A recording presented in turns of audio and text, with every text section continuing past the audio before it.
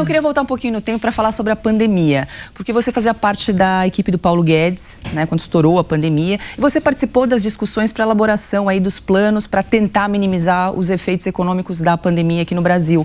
Queria saber o que foi mais difícil nesse período para discutir todas essas medidas num curto espaço de tempo, com toda a pressão, com todas as incertezas, e qual dessas iniciativas você acha que foi mais inovadora ou que fez mais a diferença na vida do brasileiro?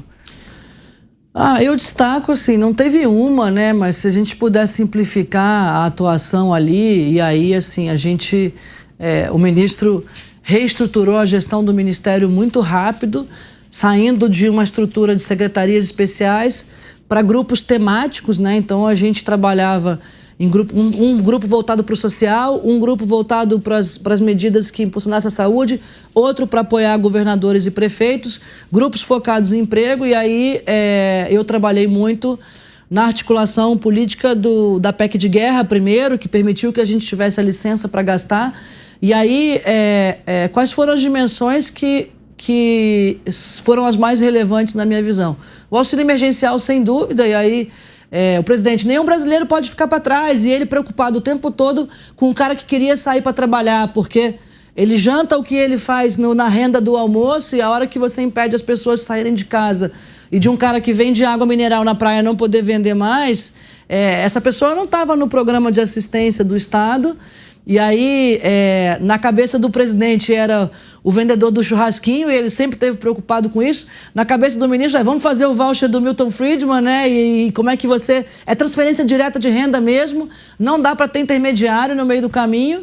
E aí a gente pegou o cadastro único do Ministério da Cidadania, e a Caixa operou, e operou muito rápido, dá auxílio para 68 milhões de pessoas, e aí foi a maior transferência de renda que já teve, e agora o Auxílio Brasil é um dos maiores programas de transferência de renda do mundo. Isso é assistência na veia. A segunda a dimensão que eu acho que foi extraordinária foi focar em manutenção de emprego. Então, o ministro Paulo Guedes dizia: eu não quero esperar o cara ficar desempregado para eu pagar o seguro-desemprego e ainda depois recuperar a empresa quebrada. E aí foi feito aquele programa BEM, que era um programa onde o governo federal apoiava na manutenção dos empregos, e aí estamos falando de quase 11 milhões de empregos que foram preservados. E aí, com a retomada agora, se você olhar o pior momento da pandemia para hoje, já foram mais de 13 milhões de empregos gerados, Paula, e aí o Brasil hoje tem a maior população ocupada da história. Mulheres ainda é uma derivada acima, mas a gente está indo para uma taxa de desemprego de 1 dígito, e vamos fechar aí o ano provavelmente abaixo de 9%.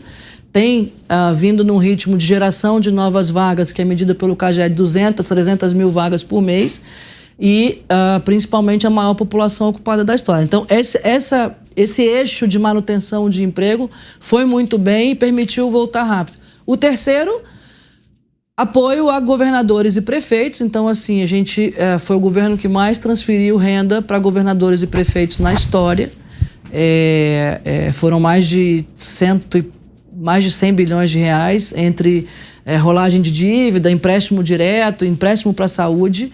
E aí isso tudo em conjunto, e eu destaco esses 3 eixos, mas foram muitas medidas, no final sustentou a economia. Então, a despeito daqueles que torceram contra, primeiro falaram que ia cair 10, a gente não caiu 10, caiu 4, depois 4,9, aí depois falaram que não ia voltar, voltou.